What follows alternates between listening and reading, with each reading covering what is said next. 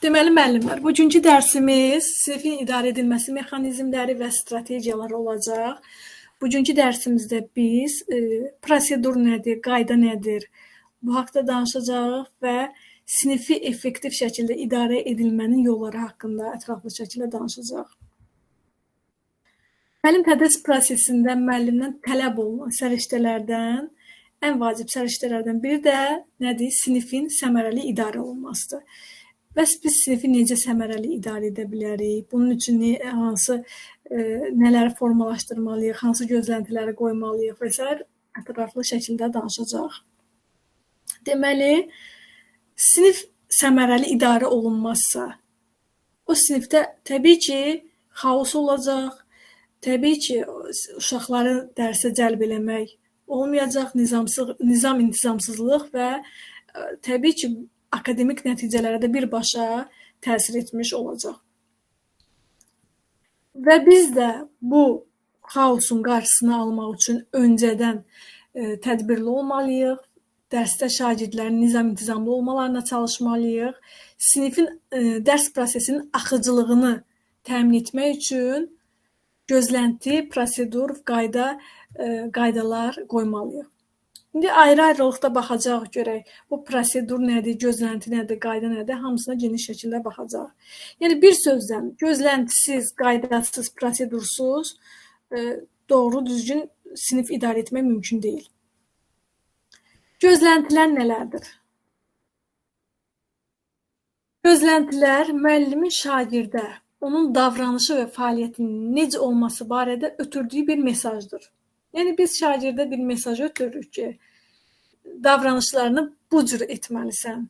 Yəni, bu cür etmək daha doğrudur. Bu gözləntiləri bəs biz necə qoymalıyıq? Aydın, hər kəsə, hər bir şagirdə aydın şəkildə qoymalıyıq.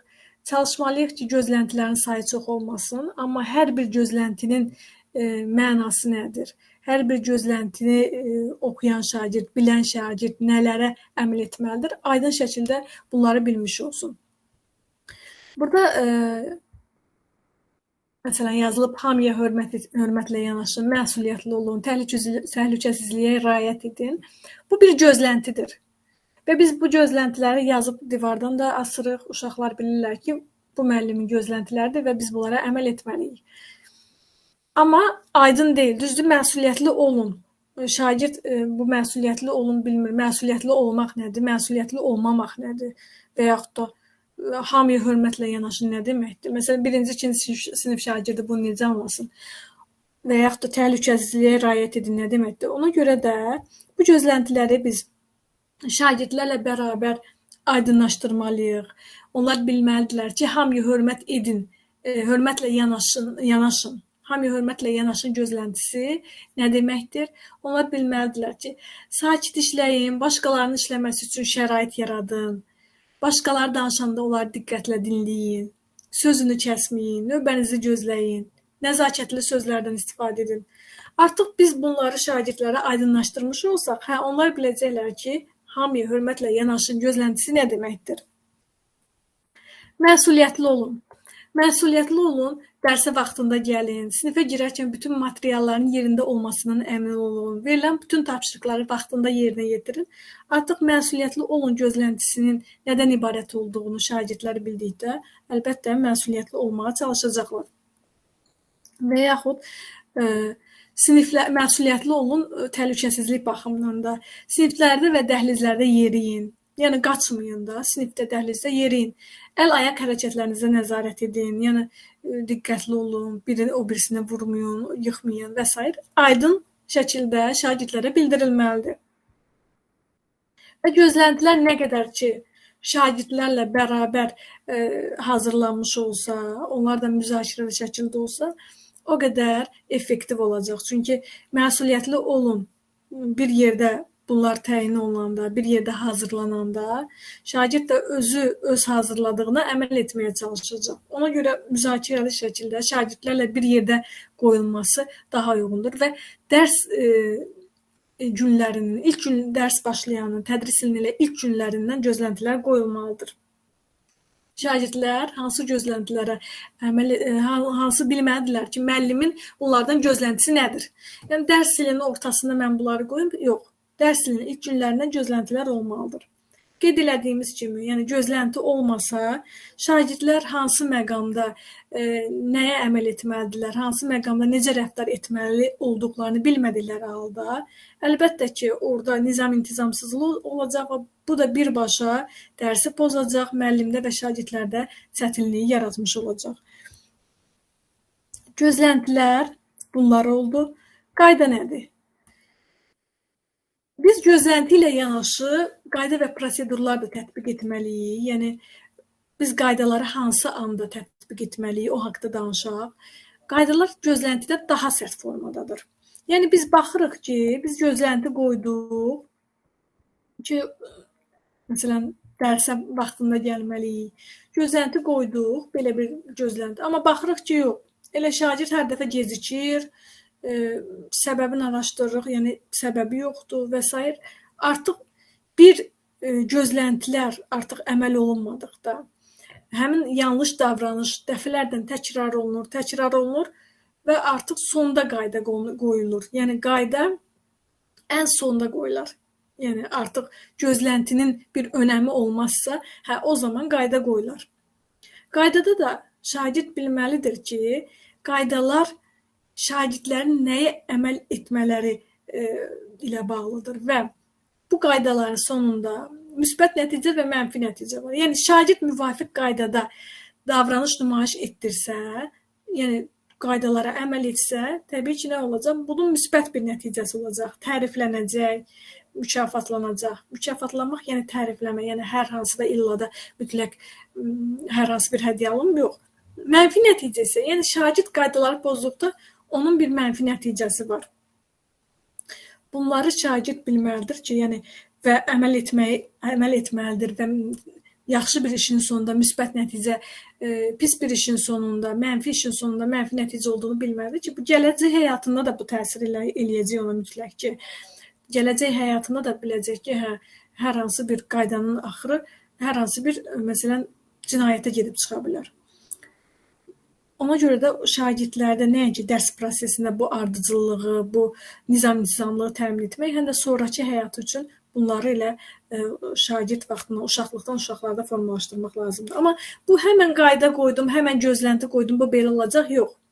Biz indi növbəti dəqiqələrdə o haqda danışacağıq. Yəni gözlənti qoydum, mütləq şagird gözləntiyə əməl edəcək, elə bir şey yoxdur.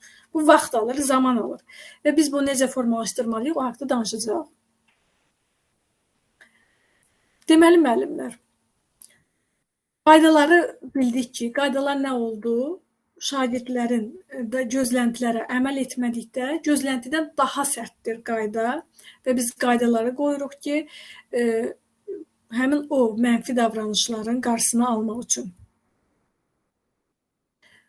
Prosedur nədir? Prosedur, ümumiyyətlə, onu bildirək ki, qaydalar qoyanda və yaxud gözlənti qoyanda biz mənfi cümlələr yox, negativə köklənməməliyik. Yəni, məsələn, qaçmaq olmaz, belə ifadələrlə yox, daha çox pozitivə köklənmiş ifadələr qurmalıyıq. Məsələn, dedik ki, gözləntidən danışanda necə dedik? Dedik ki, yeriyin. Düzdür, demədik ki, qaçmaq olmaz. Dedik ki, dəhlizdə və yaxud sinifdə yeriyin. Amma negativ formada olanda o həm belə qıcıq verici olur, həm də ondan başqa nə qədər ki, mülayim olmuş olar, pozitivə köklənmiş olar, o daha çox diqqəti cəlb eləyir. Ona görə də biz orada cümlələri quranda da ona diqqət yetirməliyik. Prosedurlar nədir? Prosedurlar hər hansı bir işin, hər hansı bir ortamda, hər hansı bir görülən işin ardıcıllığı deməkdir, yəni prosedur. Bu, nəinki sinifdə, istənilən yerdə, məsələn, deyək ki, biz bir mağazaya daxil olanda hər bir şey bir ardıcıllıqdan edirik, düzdürmü? Yəni, hər bir girdim, məsələn, lazım olanları aldım, həmən çıxırıq mı? Yox. Giririk, məsələn, səbət götürürük, sonra məhsulları yığırıq, kassada vururuq. Müəyyən bir ardıcıllığı var. Və yaxud da məsələn asan xidmətə gedirik.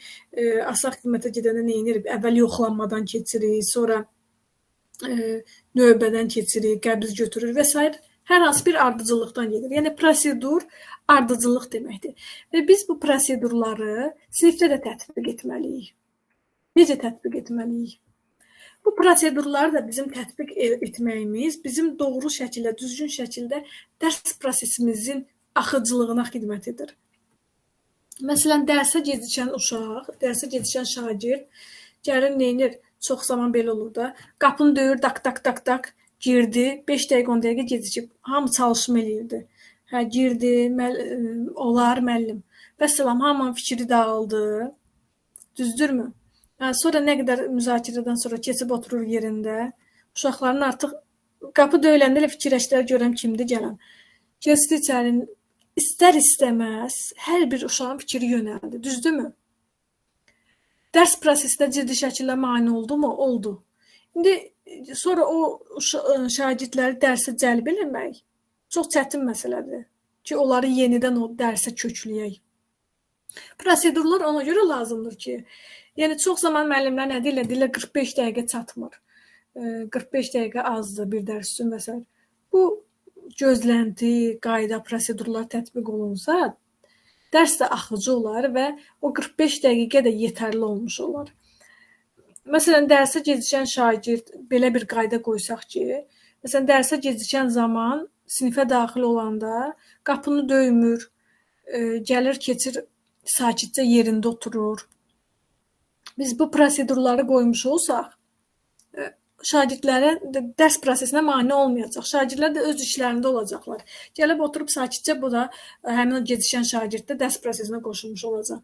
Düzdür, hardasa yenə də uşaqların, şagirdlərin diqqətini yayındırmış olacaq, amma əvvəlki qədər olmayacaq. Düzdürmü? Ona görə də müəllim aşağıdakı hallar üçün əvvəlcədən sinif prosedurları tətbiq edə bilər. Gəlin, baxaq onlara. Məsələn, dərsə gecikən zaman sinifə daxil olanda, qeyd elədiyimiz kimi, gəldi, şagird artıq proseduru bilir. Açdı qapını, sakitcə girdi, oturdu.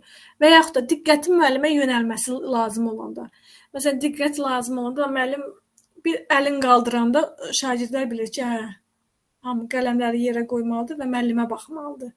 Artıq bu prosedur var. Müəllim əlin qaldıranda bilirlər ki, artıq müəllimə baxmalıdırlar. Diqqət müəllimdə olmalıdır. Və yaxud da iş vərəqlərini ötürəndə belə bir prosedur olanda ki, öndəkinə verir müəllim iş vərəqlərini. Öndəki birini götürür, qalanını da arxaya ötürür. Arxadakı özünə aid olanı götürür, başqasını ötürür. Ardıcıllıqla da müəllim düşüb partaların arasında gəzmir. Onlar həmin o iş vərəqin yerinə məsələ ötürəndə müəllim orada qeydlərini aparır. Yəni bu ardıcıllıq olanda əlbəttə vaxt itkisinə də yol verilməz. Həm də vaxt itkisindən də başqa xaos da yaranmaz. Hamı hansı işdə necə addım atmalıdır, artıq bu ardıcılığı bilmiş olacaq. Və yaxud da müəllim sinifdə olmayanda necə olmalıdır? Və yaxud da deyək ki, hər hansı tapşırıq eləyirlər, kimsə dərsini tez bitirib. Müəllimin öncədən belə bir proseduru olanda ki, tez bitirənlər, məsələn, açıb kitabdan yazı köçürsünlər və yaxud da filan yerdən götürsünlər, durub şkafdan kitab götürüb oxusunlar. Belə bir prosedur olanda həmin o tez bitirən şagird demir, müəllim, mən bitirdim. Vəssalam, o bir uşaqlar deyir ki, filan kəs bitirdi, tez satmalıyam ona. Aləm dəydi bir-birinə, düzdür. Amma bu prosedur olduqda dərs də axıcı gedir, müəllimin də əsəbləri yerində olur, şagirdlər də nəyi necə etməli olduqlarını bilirlər. Vaxt itkisinə də yol verilmir. Və bunlar dedikdə sakitcə sinifə daxil olmaq bu prosedurlardır.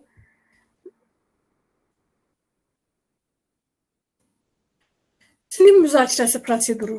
Danışanı diqqətlə dinləyək, baxışımızı ona yönəldək, qarşılıqlı hörmətə riayət edək, danışmaq istədikdə əlimizi qaldıraq. Burada bir çox istifadə olunan məqamlarda, lazım olan məqamlarda lazım olan prosedurlar var. Məsələn, şagirdlərin diqqətini müəllimə yönəltmək üçün prosedur, müəllim əlini qaldıranda.